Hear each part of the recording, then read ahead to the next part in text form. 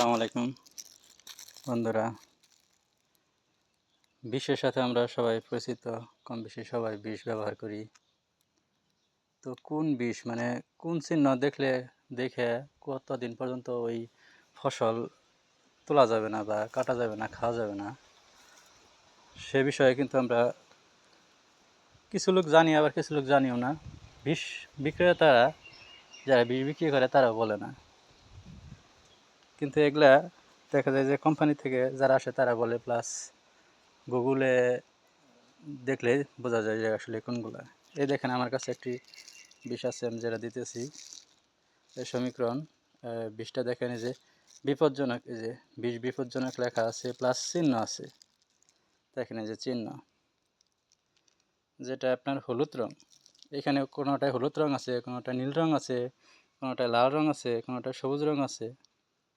তো হলুদ রং যেটা, যে হলুদ রং, আপনার হলুদ রং বিষ ব্যবহার করার পর যে কোনো সবজি, ফসল বা কলা, যে কোনোটাই বলে না কেন, ওই ফসলটা আপনার 15 দিন পর্যন্ত তোলা যাবে না। 15 দিনের পরে সেই ফসলটা আপনি কাটতে পারবেন বা সংরক্ষণ করতে পারবেন বা খেতে পারবেন। তার আগে খেলে আপনার সমস্যা হবে বলতে, আপনার মানুষ তো আপনার একেবারে সমস্যা, সাথে সাথে সমস্যা হবে না। ওই কীট পতঙ্গের মতো বা পোকামাকড়ের মতো সাথে সাথে মারা যাবো না। আমরা যখন বয়স বৃদ্ধি পাবো, যখন যখন আপনার বৃদ্ধ অবস্থায় যাব, তখন আস্তে আস্তে এই বিষের ক্রিয়া কাজ করবে। দেখা যাবে যে অসুখ বিসুখ বেশি হয়ে গেছে বা ওষুধে কাজ করতেছে না, এরকম। তো এরকম আছে আপনার সবুজ রং, যেটা এখানে সেম জিনিস ওই বোতলের মধ্যে লেখা থাকবে সবুজ, এই চিহ্নটা থাকবে সবুজ আর কি। এইখানে এই যে এই সবুজ চিহ্নটা থাকলে বোধ আপনার ওটা কমপক্ষে 7 দিন পর্যন্ত আপনার ফসলটা তোলা যাবে না, 7 দিন পর্যন্ত। আর তারপর আছে নীল রং, যেটা নীল রং, এখানে সেম এই জায়গাটায় নীল রং থাকবে। নীল রং যদি থাকে সেটা আপনার 21 দিন, কমপক্ষে 21 দিন পর্যন্ত আপনি ওই ফসলটা সংরক্ষণ বা খেতে পারবেন না।